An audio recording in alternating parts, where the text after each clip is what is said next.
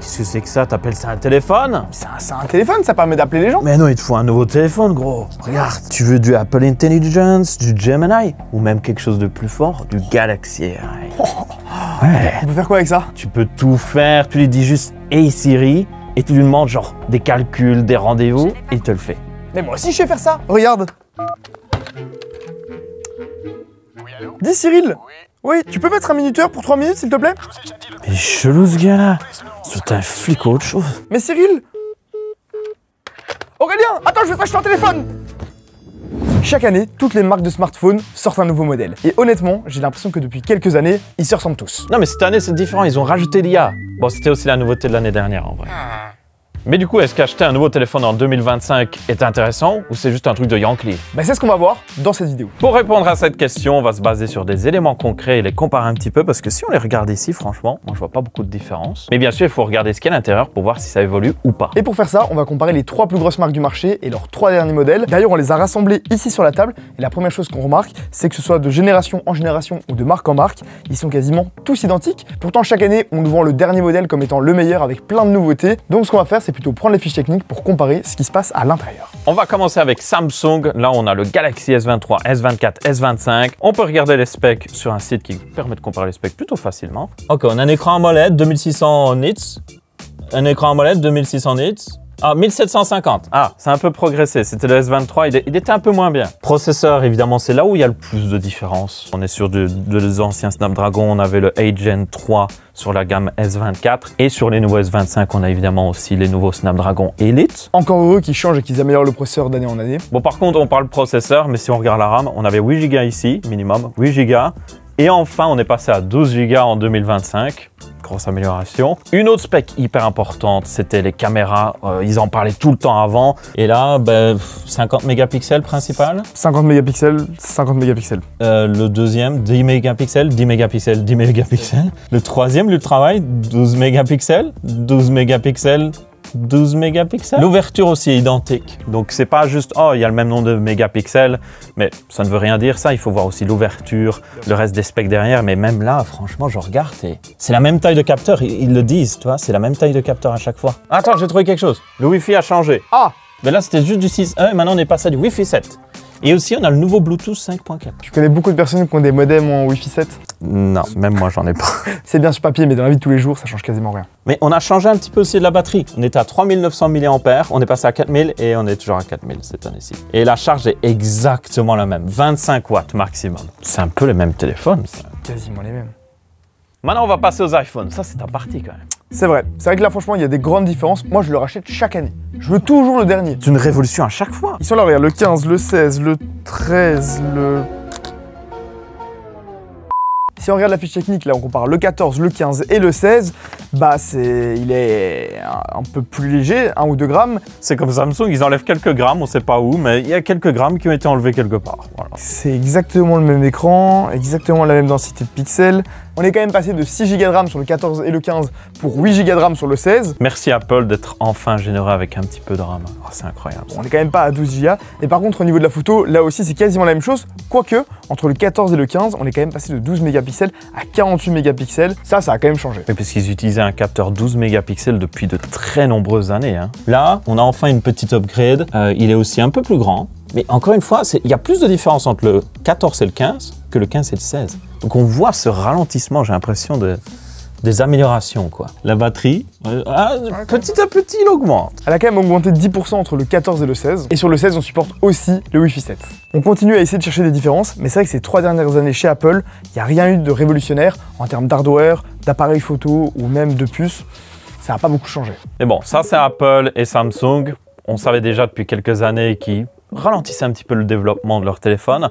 Qu'est-ce que ça donne chez les marques chinoises qui sont, en général, qui se bougent un petit peu plus les fesses? C'est eux qui font évoluer le marché. Xiaomi, les téléphones les plus populaires chez eux, c'est les Redmi Note. Donc on a regardé à ça. C'est clairement pas du haut de gamme, mais c'est ce qu'achètent le plus les gens en France et en Belgique. Et là, on peut voir du coup au niveau différence. On est sur de l'AMOLED depuis pratiquement tout le temps. Exactement le même écran. Ils ont diminué un peu en luminosité ici, puis ils sont repassés à une plus haute luminosité. Et c'est à peu près le même genre de spec, 120 Hz AMOLED. On a quand même un peu plus de RAM parce qu'avant on était sur 8 Go. Là on est passé à 12 Go sur les deux derniers. Et au niveau de l'appareil photo aussi, on est quand même passé d'un capteur 48 mégapixels à 108 mégapixels. Est-ce que ça fait vraiment la différence? Parce que des fois j'ai l'impression qu'ils mettent plus de mégapixels pour être en mode regardez, c'est plus impressionnant. Batterie c'est à peu près la même chose, mais par contre tu vois le chargement en filaire ils ont augmenté, ils sont passés à 45 watts, ce qui est le maximum que peut faire Samsung sur leur modèle Ultra, il faut le savoir. Mais c'est à peu près la même capacité, juste un petit peu augmenté.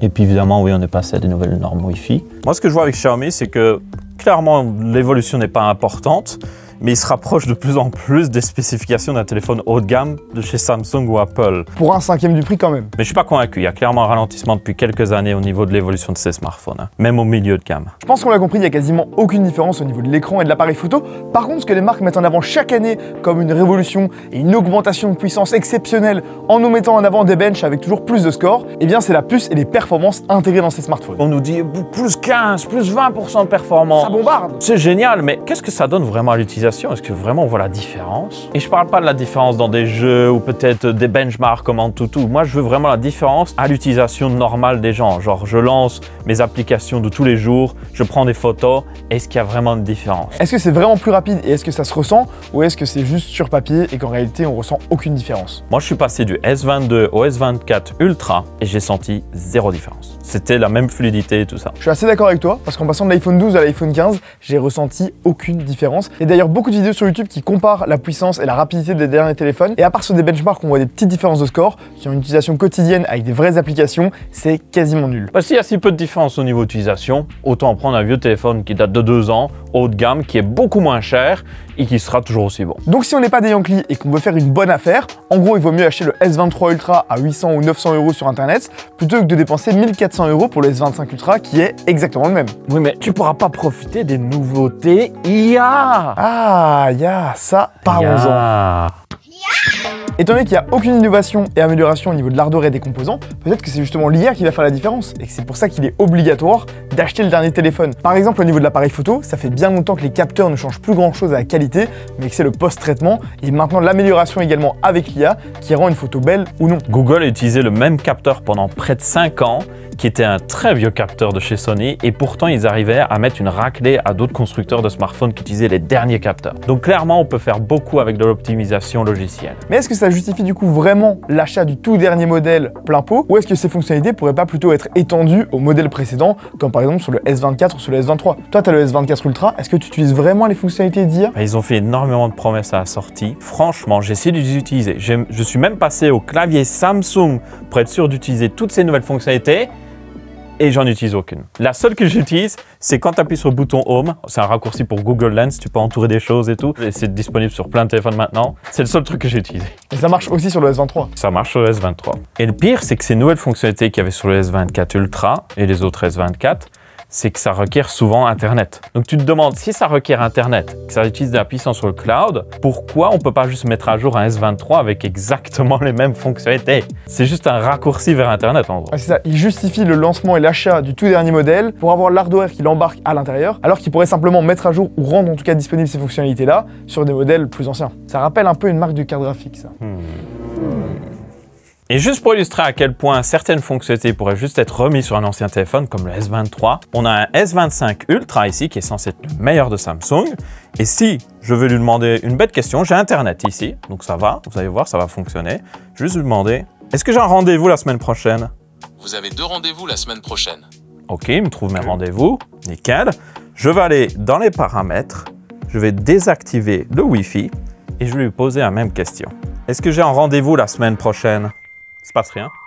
Il trouve pas, il n'arrive même pas à reconnaître ce que je dis et il n'y a rien qui s'affiche et puis après au bout d'un moment, il abandonne. Et si je lui demande en écrivant, c'est la même chose, ça ne fonctionne pas. Il me dit même pas, oh j'ai pas internet, je ne peux pas fonctionner. Donc pourquoi on me dit, tu as besoin de la dernière puce Snapdragon 8 Elite pour faire tourner les dernières fonctionnalités, Gemini avec le dernier S25 Ultra, alors que ça utilise internet, je pourrais l'avoir sur le S23 Ultra. Sur le S22 Ultra même. C'est surtout que là on demande des choses qui sont extrêmement basiques et qui sont directement sur le téléphone. Oui. Donc il n'y a pas besoin d'internet pour pouvoir aller chercher ces informations-là. Là, j'ai pas Internet, je peux aller dans mes applications, je clique sur calendrier.